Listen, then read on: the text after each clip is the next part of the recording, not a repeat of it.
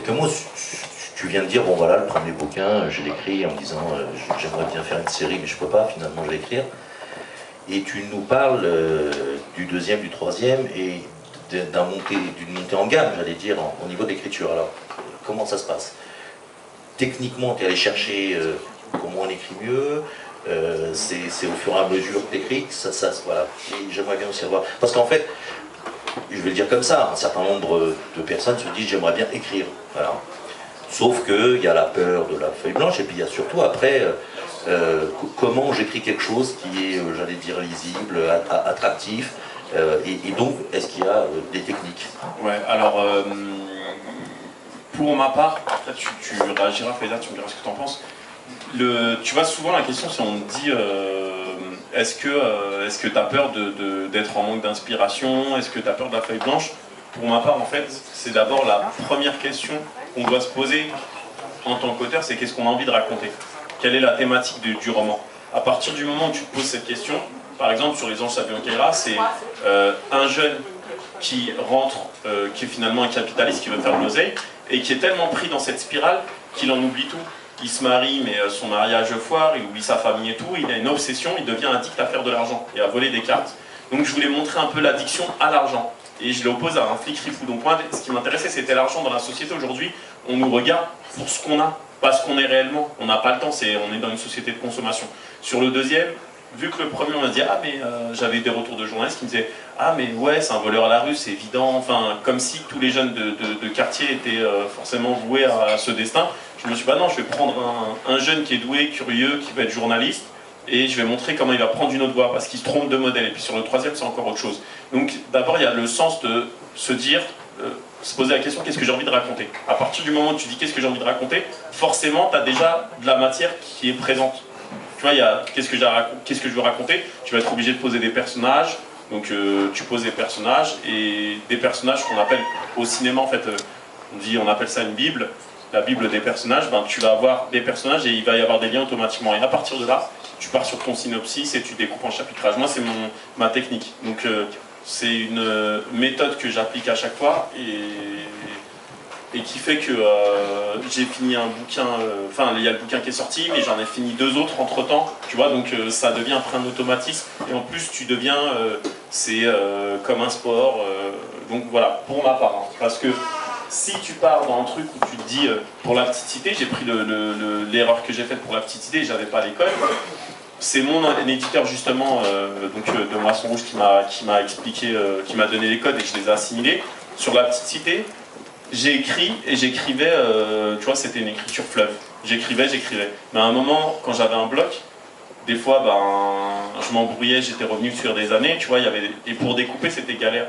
Donc effectivement, d'avoir une espèce de cadre où tout est bien défini et que tu vas pouvoir travailler par étapes, bah, t'évites de te perdre et tu gagnes du temps. Donc c'est pour ça, tout à l'heure, je faisais une comparaison avec le foot. Voilà un peu comment je travaille. Maintenant, effectivement, la plus grosse difficulté dans ton écriture, c'est de ne pas penser.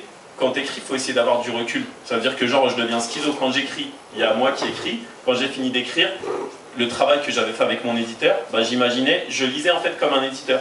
Ça veut dire qu'il faut avoir une certaine distance sur ton texte. Et ça, c'est vrai que c'est difficile, mais quand tu réussis à avoir cette distance-là, voilà. Et pour, par exemple, assimiler cette distance, bah, je me rappelle que quand je travaillais avec mon éditeur, je lui envoyais le texte, et avant de lui envoyer, moi, je faisais des annotations en disant, il y a ça qui va pas. Et quand lui me faisait les mêmes annotations, je me disais, c'est bon. Donc, tu vois, il y a une espèce d'automatisme, un recul, une bonne distance. Voilà. Je me suis dit, merde, qu'est-ce qu'il fait? T'as dit qu'il était fou, donc tu vois, je suis pas... C'est qui ce mec? Mais en plus, j'allais dire, t'as posé la question la scène si Rachid il avait peur de la feuille blanche, mais je pense que c'est la feuille blanche qui a peur de Rachid. Allez, trop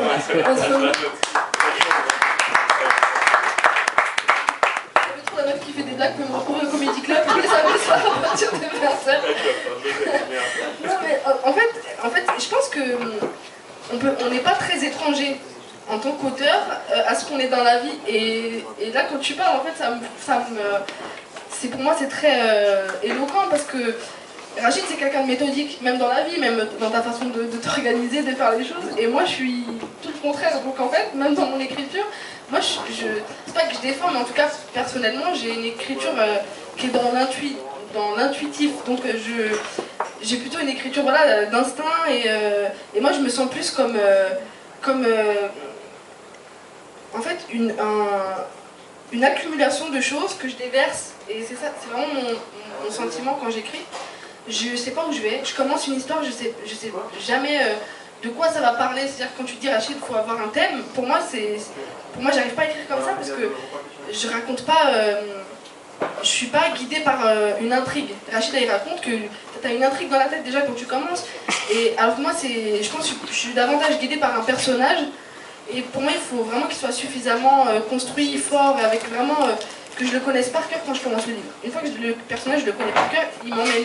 Par contre ça met plus de temps, parfois c'est laborieux parce qu'il y a des moments où ça s'arrête, et puis ça repart, et tu vois, c'est ce que je vis et ce que j'écris, c'est mêlé pas du tout dans le sens où c'est autobiographique parce que j'ai jamais fait ça, et je sais pas raconter ma vie, je sais raconter des histoires de personnages que je fabrique, mais voilà, comme je les suis, c'est pas tout le temps, c'est pas un long fleuve tranquille. Bon, c'est intéressant de voir que deux auteurs, succès quand même, ont deux façons différentes, et Faiza, tu le rappelais, en fait ça dépend de la personnalité à l'origine, et donc c'est aussi ce qui donne le cachet, j'allais dire, de l'auteur et des ouvrages, de fait, puisqu'il y a quelque chose autour de la personnalité qui imprègne le travail. Alors est-ce que dans la salle déjà il y a des questions, remarques, observations, puisque comme c'est une rencontre débat, eh bien on est toujours en aller-retour entre ici la tribune et puis la salle. Sinon, on continue comme ça. Moi, je peux. Ah, bah voilà. La menace.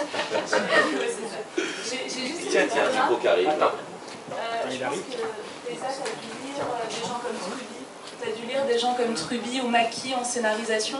Je sais pas si ça te parle un peu. Si ça me parle, mais je les ai pas. Parce que là, pour le coup, quand j'écoute vos deux témoignages, j'ai l'impression d'avoir une pro Truby et un pro Maki qui met en avant justement le squelette de l'histoire, et une autre qui met voilà, qui essaye de vraiment développer tout ce qui est psychologie, personnage et tout ça. Et je trouve ça plutôt intéressant finalement parce que les deux se complètent à un moment donné. Donc voilà, c'était juste ma petite observation. Je vais taper Google ce soir, Maki. Ah, c'est vrai. Il y a eu des masterclass il y a pas longtemps. Il y a eu des masterclass il n'y a pas longtemps, j'en ai fait une, et du coup voilà, je trouvais ça hyper intéressant et ça se complète. J'ai fait Maki cette année, je fais trop.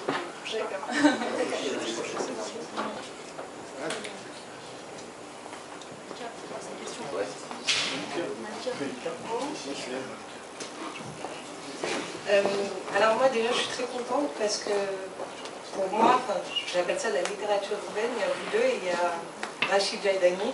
Vous représentez vraiment la littérature urbaine, et c'est les trois meilleurs, pour moi, enfin ceux que j'apprécie. Après Rachid, j'en avais déjà parlé, c'est vrai que la petite cité dans la prairie, c'était quelque chose que je n'avais pas du tout compris. Enfin, c'était quelqu'un qui racontait sa vie, mais pourquoi, comment, où, j'avais pas. Et puis après, avec les flics, Non, les autres. Bref, après ça allait mieux. Faiza, moi j'ai vraiment apprécié parce que ça représentait une génération de Français, parce qu'on est Français, qui s'expriment, etc. Et surtout par rapport à tes trois livres, c'est que à chaque fois c'était, surtout le dernier, des personnages différents, etc., qui n'ont rien à voir avec la personne que tu es ou ce que tu vis, mais qui représentent quand même une certaine image de la banlieue, une certaine image des cités, etc. Et c'était important. Et justement, depuis ton dernier livre, qu'est-ce qui se passe là, quand le prochain, quoi? Eh ben, je vais répondre à ta question. Je suis en train de terminer en fait le prochain qui devrait sortir en septembre. Voilà. Après, bon, Inch'Allah, comme on dit, a priori c'est septembre, parce que j'ai changé de maison d'édition. En fait, en 5 ans, il s'est passé beaucoup de choses. La maison d'édition d'origine dans laquelle je publiais, moi, c'était Hachette Littérature, et elle n'existe plus. Elle a été dissoute par le groupe Hachette. Du coup, voilà, j'ai suivi mon éditrice de l'époque dans une autre maison d'édition. Ça va sortir chez Fayard, donc c'est Fayard. Voilà, j'ai fait un enfant, tout ça, donc c'est des choses qui prennent un peu de temps, et voilà, et donc mais j'ai hâte que ça sorte en tout cas. Alors, deux remarques et deux observations. La première, c'est Malika qui dit culture européenne, écriture urbaine, et comme on en a échangé un peu avec Rachid, il disait, avoir le point de vue de Faiza là-dessus. Point de vue que je partage avec lui, c'est-à-dire que au final, c'est des écrivains, d'abord, des auteurs de talent. Et effectivement, ils viennent d'une partie territoriale de notre pays, à l'origine, en tout cas, voilà, qui est située géographiquement en banlieue, en périphérie, voilà. Mais il faut qu'on arrive, malgré tout, c'est pour ça qu'il y a eu ce choix d'appeler la nouvelle littérature française, de faire ce choix, de dire oui, c'est des talents français, et qui certes sont issus de quartiers populaires ou de banlieue, mais qu'on ne va pas reconnaître parce qu'ils viennent de là, parce qu'on va reconnaître parce qu'ils ont du talent. Et c'est vrai que, voilà, c'était intéressant, malgré tout, et moi je suis d'accord qu'il faut qu'on rappelle un peu ça, sans enfermer, hein, puisqu'on avait eu cet échange avec Rachid. Et puis la seconde chose et observation que je voulais faire, et sur laquelle j'aimerais bien que vous nous parliez, c'est justement tout ce parcours autour du monde de l'édition, parce qu'on sait aussi hein, qu'un certain nombre de secteurs dans notre société, dès lors qu'on y est étranger, c'est assez fermé. Rachid tout à l'heure faisait référence à des codes qu'on a ou qu'on n'a pas, qu'on découvre, qu'on arrive à utiliser. Donc j'aimerais bien en tout cas que vous nous parliez de ce parcours autour de la découverte du monde de l'édition. Alors, par exemple, souvent il y a des... Pour ma part en tout cas,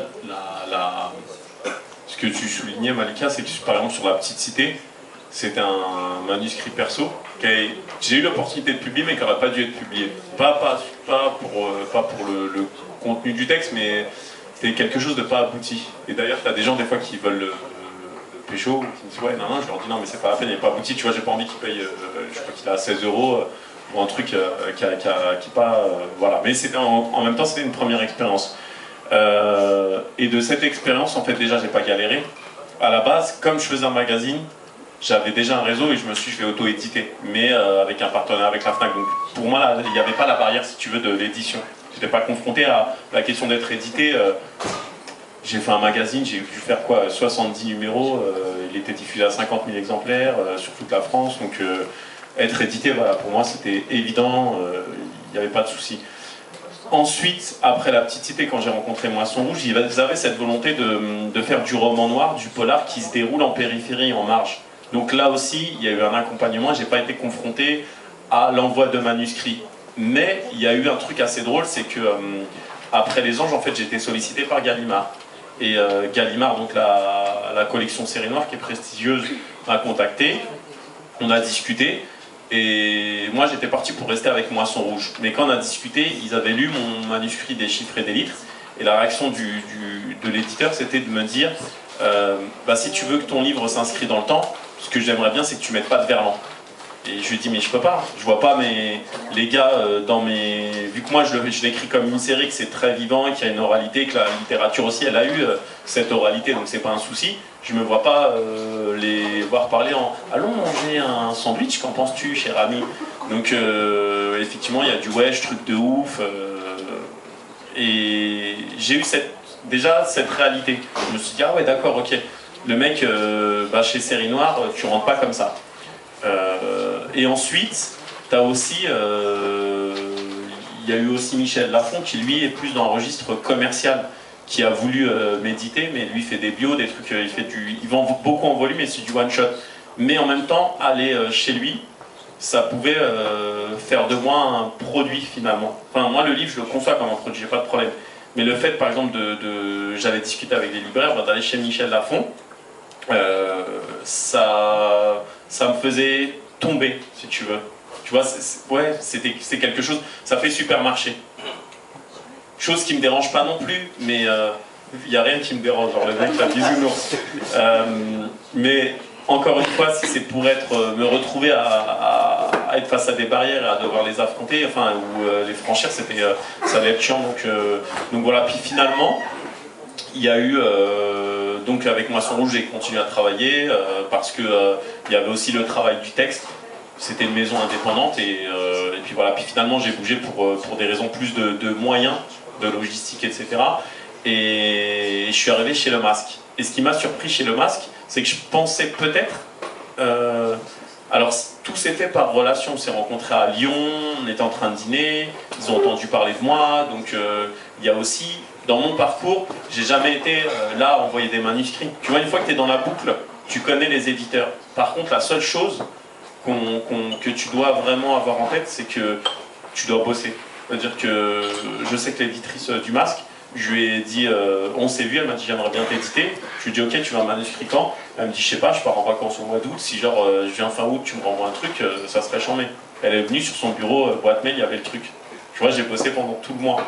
Donc tu vas rencontrer des gens, mais maintenant, c'est comme dans n'importe quel boulot, faut pas parler, ne pas agir. Enfin, tu vois, faut vraiment agir. Et ça, c'est important. Donc moi, pour ma part, j'ai pas galéré ou quoi que ce soit, c'est que aussi j'ai marqué les gens. Quand tu vois un mec, il est auteur, il va coller des affiches, 3000 affiches, tu te dis ah ouais d'accord, il a des crocs celui-là. Donc pour ma part, voilà un peu comment ça s'est passé. Après, ce que tu disais tout à l'heure sur l'étiquette, avant la rencontre, on a discuté et je lui disais que cet événement, pourquoi la nouvelle littérature française? Parce que si on commence à mettre auteur de banlieue, c'est un peu comme si ceux qui veulent nous lire, ils doivent avoir un Navigo zone 4. Juste à un moment, il faut pouvoir aussi avoir une littérature qui corresponde à plusieurs publics. Et puis, ce que moi j'ai apprécié avec mes bouquins, c'est que j'ai rencontré des gens de tout milieu. Je pense à un truc j'ai vraiment kiffé. Il y a Pierre Rosanvallon qui est, je crois, il était à la CFDT, il a fait la nouvelle revue. C'est vraiment un intellectuel français qui m'a sollicité pour sa collection et qui a kiffé ma langue et tout. Et donc quand on discute, j'ai des logiques et à aucun moment il me prend pour un mec zone 4. Faut que voilà. Donc à un moment, il faut aussi que on parlait de voix, qu'on avait fait une rencontre précédemment avec Faiza à l'hôtel de ville. Il faut que notre voix, on puisse l'entendre et comprendre aussi notre logique. Et derrière, il y a aussi une vie, quand tu parlais de personnages, avec une psychologie, avec un territoire, avec une histoire. En fait, moi, par rapport au milieu de l'édition, d'abord, je suis un peu dans le même cas de figure que Rachid sur un point, c'est que j'ai pas fait la démarche d'envoyer comme beaucoup de gens un manuscrit chez l'éditeur. Et sur le coup, en fait, c'était tellement improbable parce que c'est quand même un milieu qui est très très loin de ce que je connaissais, etc., que j'ai pas réalisé que c'était une vraie chance, que c'était... Voilà, moi j'ai pris les choses un peu comme elles venaient. Je me souviens, j'ai même pas parlé de ça à mes parents tout de suite parce que pour moi c'était vraiment quelque chose de compliqué difficile à réaliser, et voilà. Et à la fois, je crois que ça, en tout cas dans mon analyse un peu avec le recul maintenant, parce que ça fait 10 ans, pour moi c'est une chance dans le sens où j'avais pas ce comment dire, cette espèce de pression en fait qu'on a quand on décide de faire la démarche soi-même, d'envoyer le manuscrit. Ça veut dire beaucoup de choses, donc après on attend vachement de retour de cet engagement qu'on a pris. Donc moi en fait ce qui m'arrivait, je le prenais avec vachement de recul et de distance, et en même temps ça m'a servi, c'était nécessaire parce que j'avais 19 ans, que c'était quand même un énorme succès entre les traductions, la presse, c'était dur à gérer à cet âge-là, mais avec cette distance justement, le fait que ça nous soit tombé dessus entre guillemets, c'était assez bien dans mon cas. Et l'autre chose c'est que j'ai analysé avec le recul aussi l'espèce de... En fait, on est un peu dans le même cas de figure et je pense qu'il y a beaucoup de gens qui sont un peu dans ce cas, c'est que c'est des gens qui nous ont tendu la main dans notre parcours, des rencontres qu'on a faites en fait qui nous ont permis d'accéder à ce monde de l'édition. Et donc, en fait, pour moi, malheureusement, on est dans la réussite accidentelle, mine de rien, tu vois. Et c'est une façon, c'est vraiment une expression, quand j'ai réussite accidentelle, moi je crois au destin, donc moi c'est comme ça que je m'explique les choses, je me dis ça devait arriver, c'est arrivé, mais quand j'ai réussite accidentelle, c'est que le système il n'est pas fait pour que des gens comme Rachid ou comme moi, on puisse publier et que ça parle à un grand nombre. Donc c'est ça, pour moi, là où le bas blesse, comme on dit. Et je suis persuadée que si en tout cas il n'y avait pas ce professeur de français, par la suite cette éditrice qui a eu un coup de cœur, elle quand elle a voulu publier, tout le monde a dit non mais c'est pas possible. Je me rappelle pour Kif Kif Demain, heureusement que j'étais inconsciente, j'avais 17 ans, j'ai dit non, j'ai envie de l'appeler Kif Kif Demain, j'ai fait un petit caprice quoi. J'ai dit non, je veux garder Kif Kif Demain, tout le monde m'a dit non mais Kif Kif Demain, personne ne va retenir. Et maintenant on me dit tout, c'est toi qui as écrit Kif Kif la vie, Kif Kif tout. Mais ils se rappellent de Kif Kif, ça les a marqués les gens, tu vois, et donc voilà, il y a des gens des personnes qui croient en ce qu'on fait, qui croient en nous, en ce qu'on peut apporter. Et voilà, et c'est comme ça que du coup ça peut arriver ces parcours-là, mais c'est vrai que c'est pas des parcours qui résultent d'une logique où il y a une certaine égalité des chances, où on peut accéder de la même manière à ces milieux-là. Et voilà, maintenant, même si ça fait déjà 10 ans que j'ai signé mon premier contrat en 2003, et ben, même après 10 ans, je me sens toujours pas faire partie du milieu de l'édition ou de faire partie d'un truc. J'ai toujours l'impression d'être à côté, d'être en marge, de pas comprendre, de pas être dans le sérail. Et en même temps, je m'en accommode parfaitement, j'ai pas de problème avec ça. Mais bon, je constate qu'on n'est pas dans les mêmes sphères.